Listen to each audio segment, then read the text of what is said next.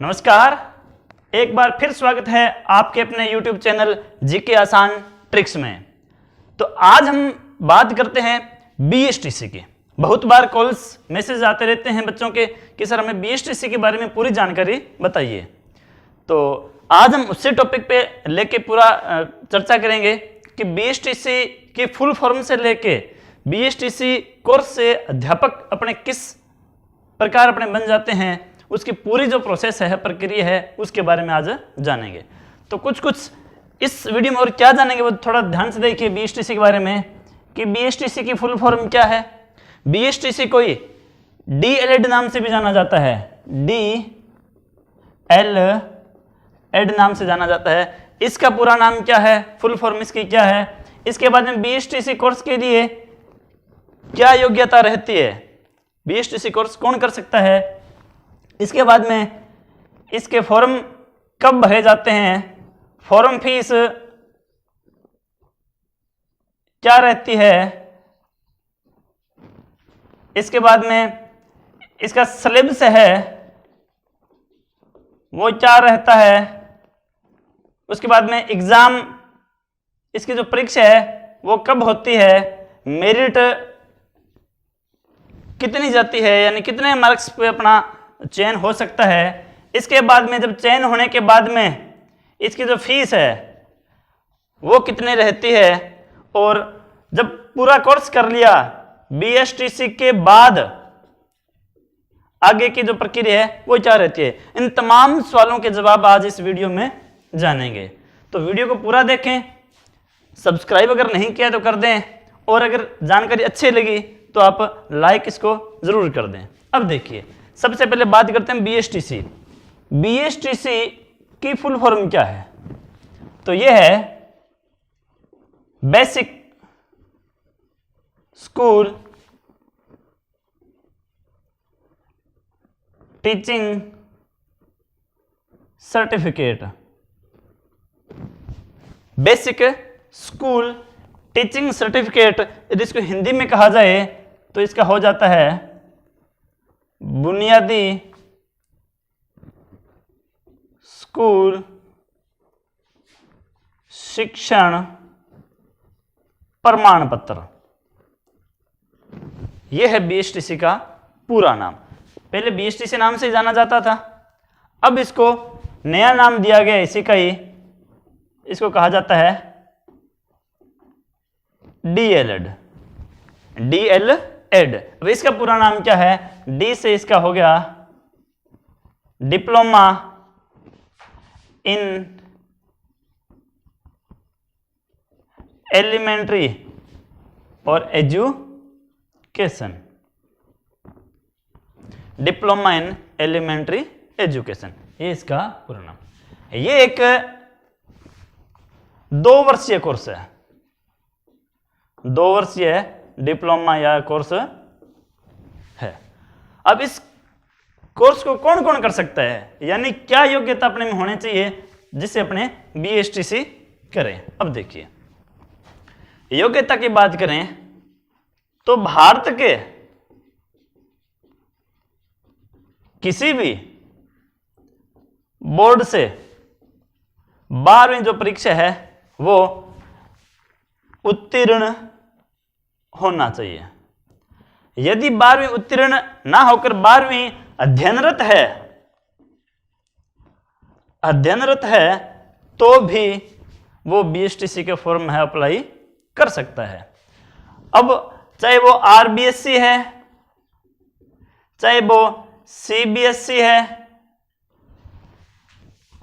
तमाम जो बोर्ड हैं वो 12वीं उत्तीर्ण और अध्ययनरत जो बालक हैं वो इसका फॉर्म अप्लाई कर सकते हैं। अब देखिए, इसके अलावा और क्या योग्यता होनी चाहिए। जो अधिकतम आयु है वो 28 वर्ष रखी गई है। 28 वर्ष से कम के जो बच्चे हैं वो इसका फॉर्म अप्लाई कर सकते हैं। न्यूनतम आयु सीमा में किसी प्रकार की कोई जो सीमा निश्चित नहीं की गई है, बस वो 12वीं में अध्ययनरत या उत्तीर्ण होना चाहिए। अब अधिकतम आयु में सिर्फ विधवा और जो परित्यक्ता है, तलाकशुदा है, उनको छूट दी गई है, कुछ सीमा तक उनको छूट दी गई है। बाकी कोई भी है वो 28 साल से ज़्यादा इसका फॉर्म अप्लाई नहीं कर सकता।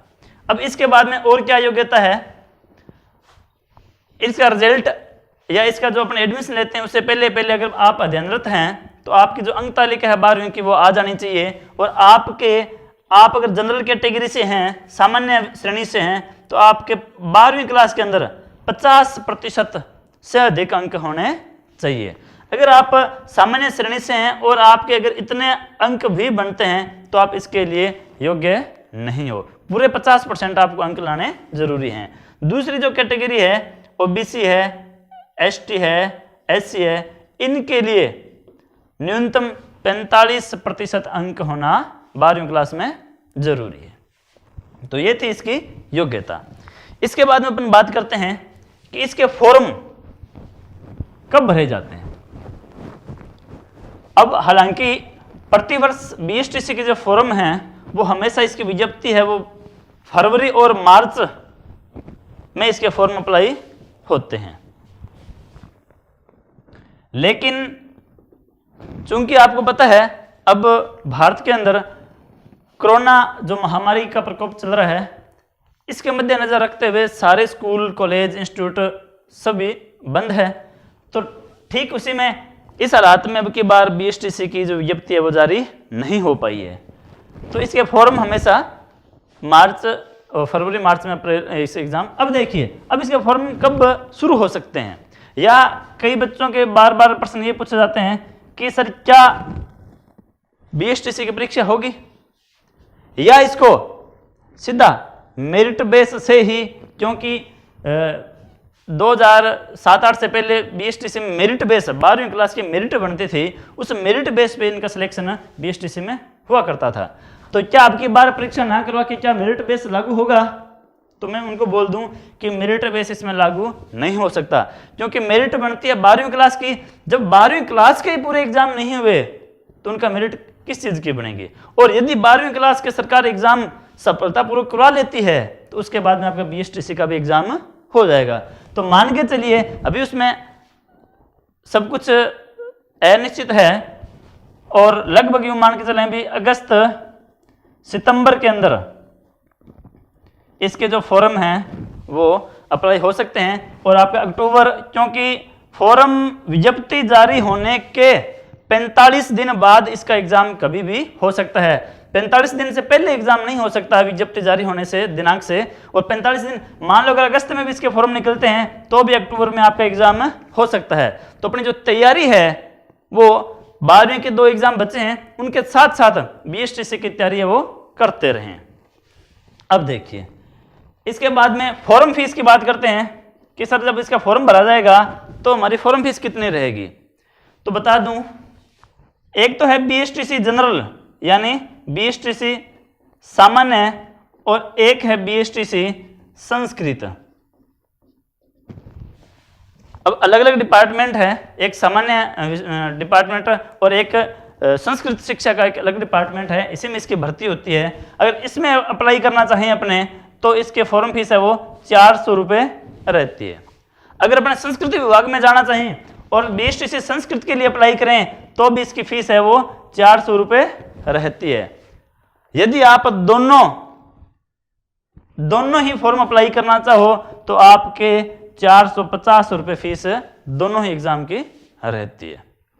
ठीक है, ये होगी बीएसटीसी की फॉर्म। अब फॉर्म भरते समय अपने को क्या क्या चीज चाहिए होगी, जब भी अपने विज्ञप्ति निकलेगी फॉर्म अप्लाई करवाएंगे तो अपने को क्या क्या जो चीजें हैं वो आवश्यक रहेगी। एक तो यदि आपने 12वीं पास कर ली है तो आपकी 12वीं क्लास की अंक तालिका अपने काम में आएगी। यदि आप अध्ययनरत हैं, अब की बार 2020 में आप 12वीं में पढ़ रहे हैं, अंक तालिका आपकी अभी तक नहीं आई है, तो आपका जो प्रवेश पत्र है 12वीं क्लास का वो अपने लिए आवश्यक रहेगा। इसके बाद में 10वीं क्लास की अंक तालिका आपकी काम आएगी। इसके बाद में आपका नवीन फोटो और स्वयं का हस्ताक्षर और मोबाइल नंबर। मोबाइल नंबर आप स्वयं के होने चाहिए, क्योंकि आगे जब भी इसके नोटिफिकेशंस आएंगे, चाहे आपके एग्जाम का हो, प्रवेश पत्र का हो, या सिलेक्शन का, कॉलेज का जो आवंटन है उसका हो, तो सारे जो इसके नोटिफिकेशन है आपको मैसेज है मोबाइल नंबर पर ही प्राप्त होंगे। इसके अलावा आपको जो आपकी जाति श्रेणी है उसका सर्टिफिकेट भी आपके पास होना चाहिए। ये तमाम जो चीज़ें हैं, डॉक्यूमेंट्स है, वो आपको फॉर्म भरते समय आपके लिए आवश्यक रहेंगे। इसके बाद में बात करते हैं अपने इसका पाठ्यक्रम क्या रहेगा। जब आप फॉर्म भर दोगे तो आपका इसकी तैयारी के लिए आपको इसका संपूर्ण जो पाठ्यक्रम है उसका पता होना आपके लिए बड़ा आवश्यक है। तो बता दूं, इसको जो पेपर है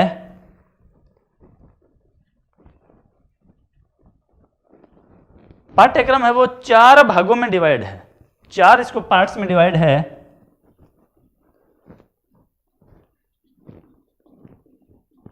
पहला पार्ट इसका रहेगा, उसके अंदर मानसिक योग्यता, मानसिक योग्यता। दूसरा पार्ट है उसके अंदर राजस्थान का सामान्य ज्ञान, राजस्थान का सामान्य ज्ञान। तीसरा पार्ट है वो इसका रहेगा शिक्षण अभिक्षमता। और जो चौथा पार्ट है वो उसमें रहेगा आपके लिए 2 चीजें इसमें रहेगी, 2 भाषा है, एक हिंदी भाषा और दूसरा अंग्रेजी भाषा। अब बता दूं इसमें कितने कितने प्रश्न आएंगे और कितने कितने अंक के आएंगे। प्रत्येक पार्ट के 50 प्रश्न आते हैं, 50 प्रश्न इसके आते हैं। इस पार्ट के भी 50 प्रश्न आएंगे, उसमें 30 हिंदी के और 20 अंग्रेजी के आएंगे। प्रत्येक प्रश्न वो 3 नंबर का होता है। तो इसका मतलब शिक्षण अभिक्षमता अपनी जो रीजनिंग है वो 150 नंबर की होगी, सामान्य ज्ञान ये भी 150 नंबर का होगा, 150 का। शिक्षण अभिक्षमता 150 नंबर की रहेगी। हिंदी आपकी है वो 90 नंबर की रहेगी और अंग्रेजी है वो आपकी 60 नंबर की रहेगी। टोटल आपके लिए 200 प्रश्न होंगे और कुल अंक आपके हो जाएंगे 600, क्योंकि प्रत्येक प्रश्न यहाँ 3 नंबर का है। पूरे एग्जाम में आपका जो ऋणात्मक अंकन है यानी नेगेटिव मार्किंग है वो नहीं होगी। अब इसके लिए आप मानसिक, अब प्रश्न यहाँ आता है कि जी इसकी तैयारी करने के लिए किस प्रकार की बुक्स अपने बुक्स को चयन करें या इसमें मैटर क्या क्या आएगा। ये है आपका मानसिक योग्यता यानी रीजनिंग। रीजनिंग के लिए आप भले ही कोई भी आपको जो बुक ठीक लगे, मार्केट के अंदर बहुत सारी किताबें उपलब्ध है, आपको जो सूट करे वो आप किताब पढ़ लो। या मैं किसी भी एक बुक का स्पर्श आप उसके लिए नहीं करूँगा कि आप वही बुक पढ़ें, और जो भी पढ़ें एक बुक है वो कंप्लीट निकाल दें। सामान्य ज्ञान राजस्थान जीके कंप्लीट, इसके अंदर हिस्ट्री है, कल्चर है और ज्योग्राफी है और पॉलिटिकल साइंस का यानी जो स्थानीय स्वशासन वगैरह इसके टॉपिक वो आते हैं, इसको भी अच्छी तरह से आप पढ़ लें। शिक्षण अभिक्षमता, इसमें आप टीचर बनने के जो बाद के जो आप अपने जो कार्य करोगे उसमें आप में किस प्रकार के गुण होने चाहिए, वो गुणों से संबंधित इसमें प्रश्न आते हैं। वो आप अच्छे से आप कोई भी एक किताब ले लो, उसमें ज़्यादा से ज़्यादा प्रैक्टिस आप इससे करो, वहाँ आपको प्रश्न खूब सारे मिल जाएंगे, उससे आप तैयारी करो।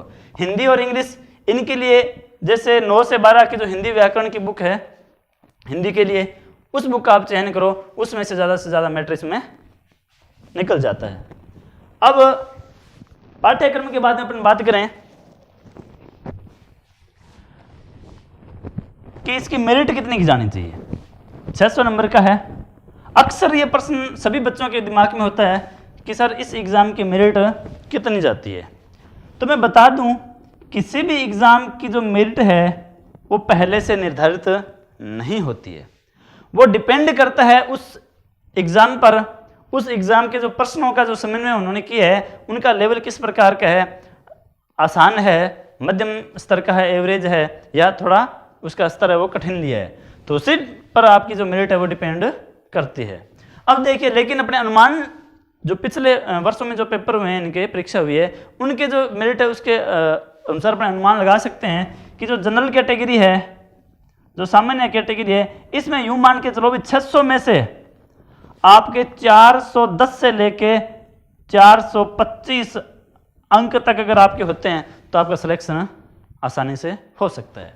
अगर बात करें ओबीसी की, ओबीसी में अगर आपके नंबर 400 प्लस होते हैं तो आपका सिलेक्शन, बात कर रहा हूं मैं 2016, 17, 18, 19 ये जो एग्जाम हुए ना उसके आधार पे मैं बता रहा हूं, बाकी कुछ भी फिक्स नहीं है। हो सकता है आपका 450 में सिलेक्शन ना हो और हो सकता है आपका 350 में भी हो जाए, वो तो आगे जो पेपर होगा उस पर निर्धारित है।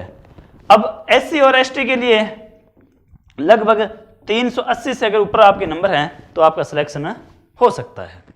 उसके बाद हम बात करें अपने मेरिट के बाद में फीस, ठीक है जी, अपना एग्जाम दे दिया, अपने अच्छे अंक भी आ गए और हमारा सिलेक्शन बीएसटीसी के लिए हो गया।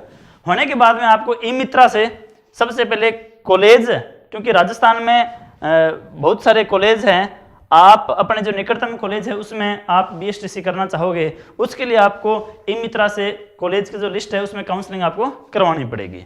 अगर पहली लिस्ट में आपका सिलेक्शन हो जाता है तो आपको उसकी सूचना मिल जाएगी, अगर नहीं होता है तो दोबारा आपको काउंसलिंग करवानी, दूसरी तीसरी यहाँ काउंसलिंग 3-4, जब तक सीटें ना भर जाए। राजस्थान के अंदर 19,600 जो सीट है वो प्रतिवर्ष बीएसटीसी के द्वारा भरे जाते हैं।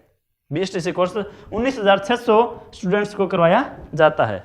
तो जब तक ये 19,600 सीट पूरी नहीं होती है तब तक आपकी जो काउंसलिंग है वो होती रहेगी।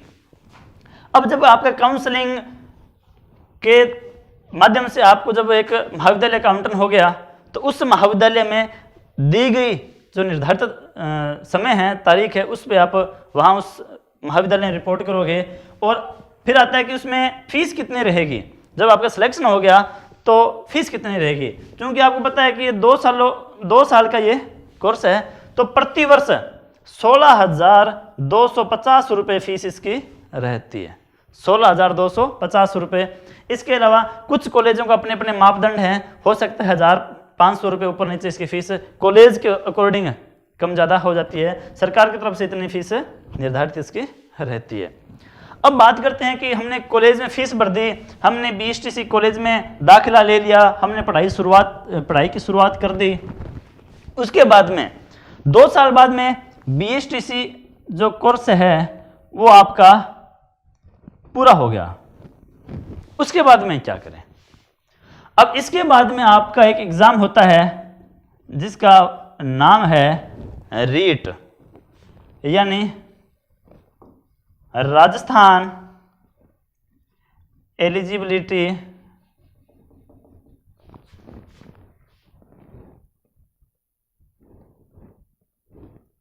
इन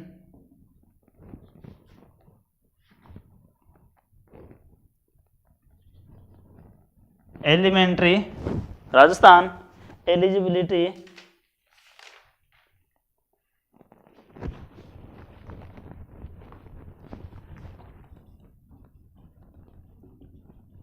एग्जामिनेशन फॉर टीचर्स, यानी इसको अगर हिंदी में कहा जाए तो इसको कहा जाएगा राजस्थान अध्यापक पात्रता और परीक्षा। यानी बीएसटीसी करने के बाद में आप सीधे अध्यापक नहीं बन जाओगे, उस अध्यापक बनने से पहले और बीएसटीसी करने के बाद में एक आपको पात्रता परीक्षा, क्या आप अध्यापक बनने के पात्र हो, वो एक परीक्षा देनी पड़ती है जिसका शॉर्ट में नाम है रीट। अब रीट में आपने एग्जाम दे लिया, आप सभी के अलग अलग मार्क्स निर्धारित हो गए। उसके बाद में राज्य सरकार है वो अपने विवेक के अनुसार जो जितनी सीट राजस्थान के अंदर अध्यापक भर्ती के लिए होती है उतने उसमें से सिलेक्ट कर लिए जाते हैं और पीछे के जो बाकी वो रह जाते हैं।